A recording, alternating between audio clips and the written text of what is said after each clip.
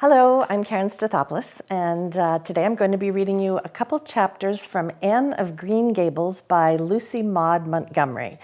This was written in 1908, and many people know Anne of Green Gables, I would say. Lucy Maud Montgomery lived in Prince Edward Island for a part of her life, and she loved it. And I am not going to start at the beginning, but what happens before this chapter that I'm starting is that Matthew and Marilla Cuthbert are brother and sister who live on the farm, Green Gables. They have asked for a boy to be sent from the local asylum, an orphan boy, to come and help Matthew. So Matthew's gone off to retrieve the boy who's supposed to arrive at the station. He arrives at the station and there's only a little girl there. And Matthew is a very shy man, and the little girl is very enthusiastic, and he hasn't the heart to tell her that she is not what they wanted. So he's going to let Marilla do that. So all the way home on the festive wagon ride, Anne chatters to him. She loves everything she's seeing. They go through a grove of apple orchards growing over the road, and she calls them the White Way of Delight. And she names a pond that he says is Barry's Pond, and she says, oh, that's not nearly exciting enough. The lake of shining waters.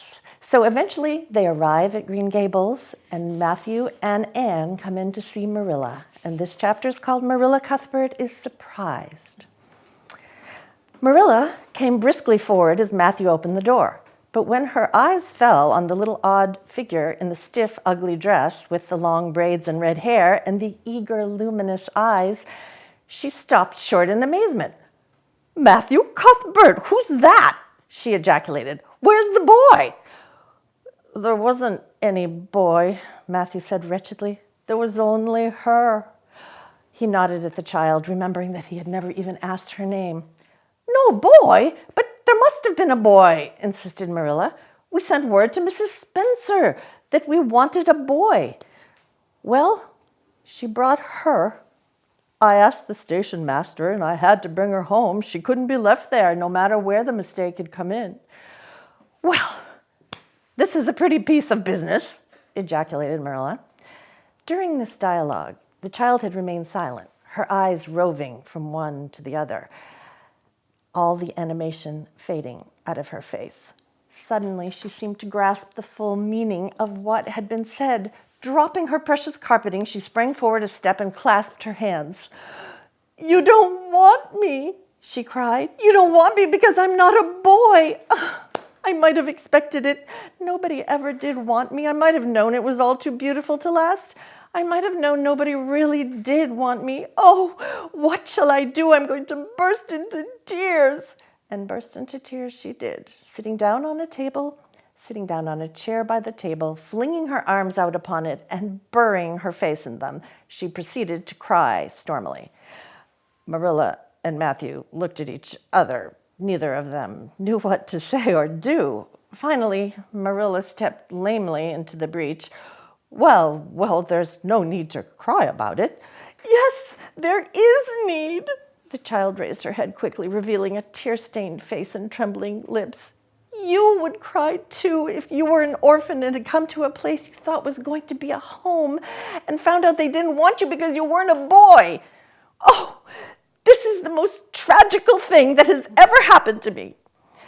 Something like a reluctant smile, rather rusty from long disuse, mellowed Marilla's grim expression. "Well, don't cry any more. We're not going to turn you out of doors tonight. You'll have to stay here until we investigate this affair. What's your name?" The child hesitated for a moment. "Will you please call me Cordelia?" she asked eagerly. "Call you Cordelia? Is that your name?" "No, it's not exactly my name, but I would love to be called Cordelia. It's such a perfectly elegant name." "I don't know what on earth you mean. If Cordelia isn't your name, what is?" "Anne Shirley," reluctantly faltered forth the owner of that name. "But oh, please do call me Cordelia. It can't matter much to you if you call me that because I'm only going to be here a little while. And Anne is such an unromantic name." "Unromantic fiddlesticks," said the unsympathetic Marilla. "Anne is a real good, plain, sensible name. You've no need to be ashamed of it." "Oh, I'm not ashamed of it," explained Anne, "only I like Cordelia better. I've always imagined that my name was Cordelia. If you call me Anne, please call me Anne spelled with an E. What difference does it make how it's called? Asked Marilla with another rusty smile as she picked up the teapot. Oh, it makes such a difference. It looks so much nicer. When you hear a name pronounced, can't you always see it in your mind, just as if it was printed out? I can, and A-N-N looks dreadful.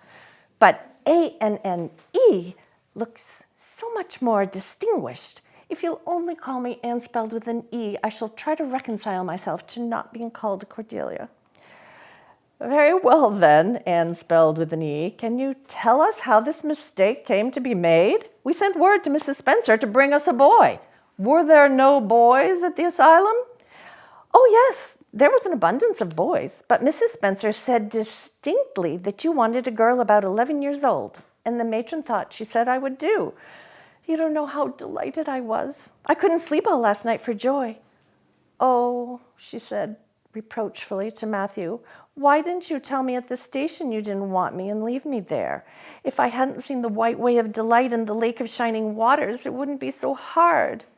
What on earth does she mean? Demanded Marilla, staring at Matthew.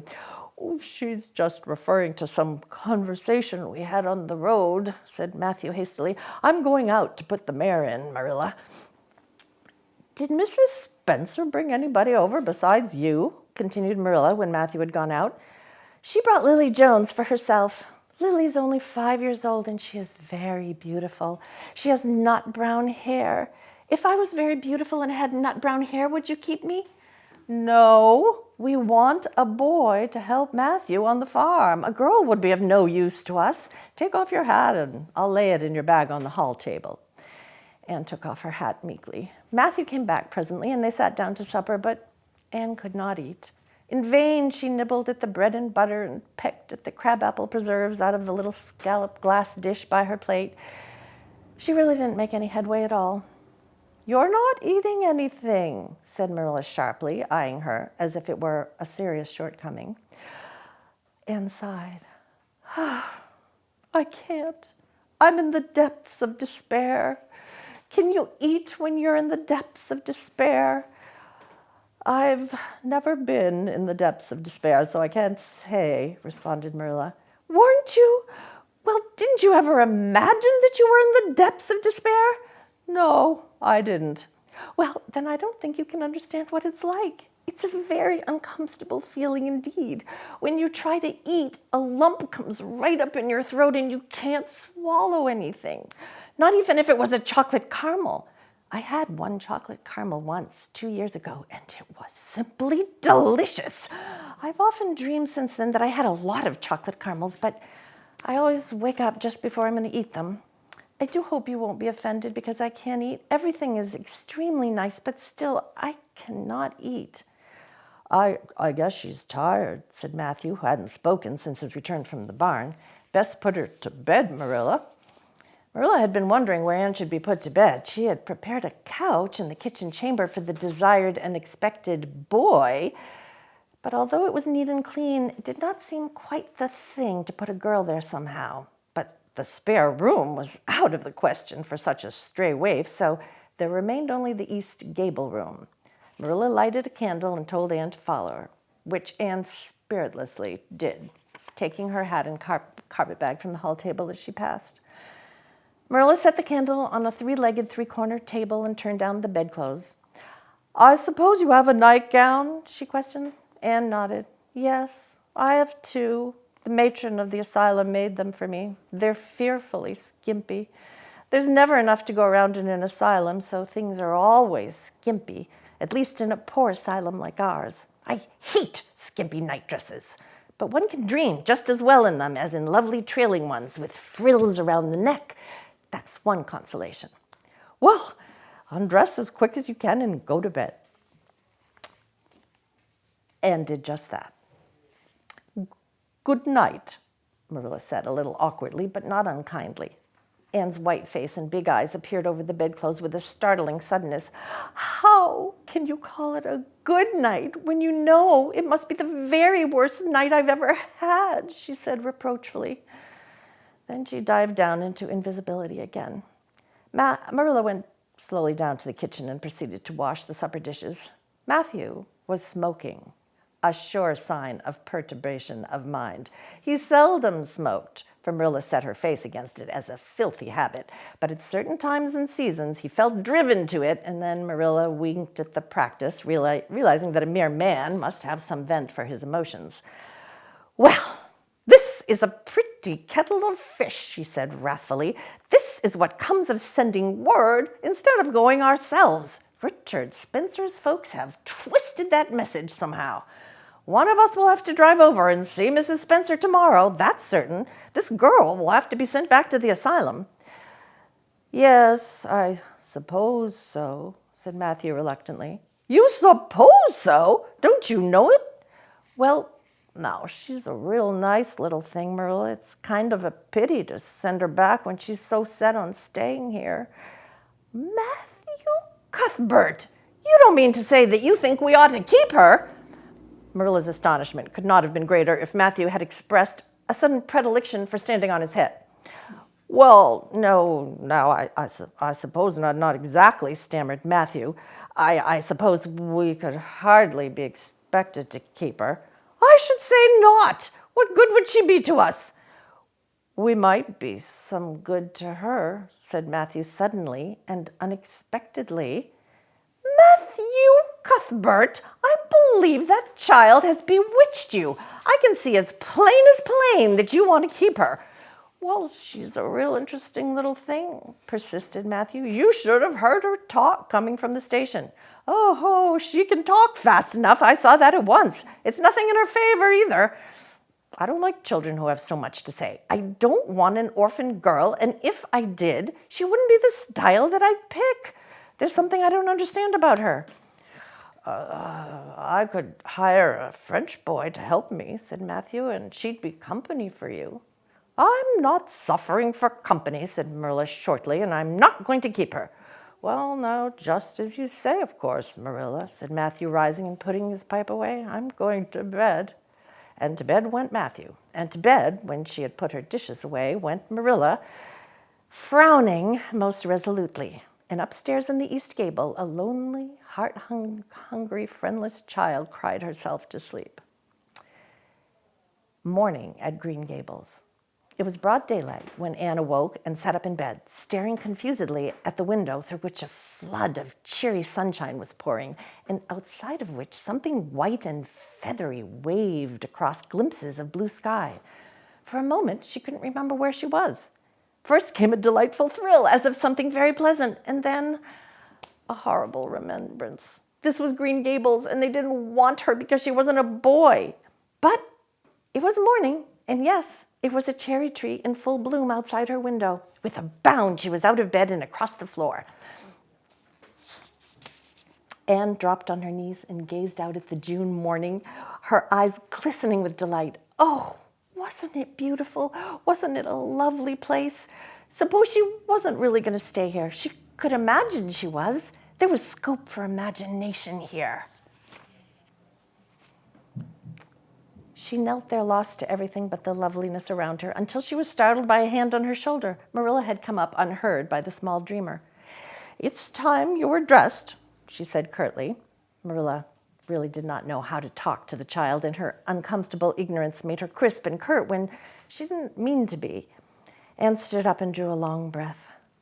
"Oh, isn't it wonderful?" she said, waving her hand comprehensively at the good world outside. "It's a big tree," said Marilla, "and it blooms great, but the fruit don't amount to much, never small and wormy." "Oh, I don't mean just the tree. Of course it's lovely. Yes, it's radiantly lovely. It blooms as if it meant it. But I meant everything, the garden and the orchard and the brook and the woods, the whole dear big world. Don't you feel as you just love the world on a morning like this? And I can hear the brook laughing all the way up here. Have you ever noticed what cheerful things brooks are? They're always laughing. Even in wintertime, I've heard them under the ice. I'm so glad there's a brook near Green Gables. Perhaps you think it doesn't make any difference to me when you're not going to keep me, but it does. I shall always like to remember that there is a brook at Green Gables, even if I never see it again. If there wasn't a brook, I'd be haunted by the uncomfortable feeling that there ought to be one. I'm not in the depths of despair this morning. I never can be in the morning. Isn't it a splendid thing that there are mornings? But I feel very sad. I've just been imagining that it was really me you wanted after all, and that I was to stay here forever and ever. It was a great comfort while it lasted. But the worst of imagining things is that the time comes when you have to stop, and that hurts. You better get dressed and come downstairs and never mind your imagining, said Marilla as soon as she could get a word in edgewise. Breakfast is waiting. Wash your face and comb your hair. Be as smart as you can. Anne evidently could be smart, so she was downstairs in 10 minutes. I'm pretty hungry this morning, she announced, and she slipped into the chair Marilla had placed for her. The world doesn't seem such a howling wilderness as it did last night. I'm so glad it's a sunshiny morning. But I like raining mornings too, don't you?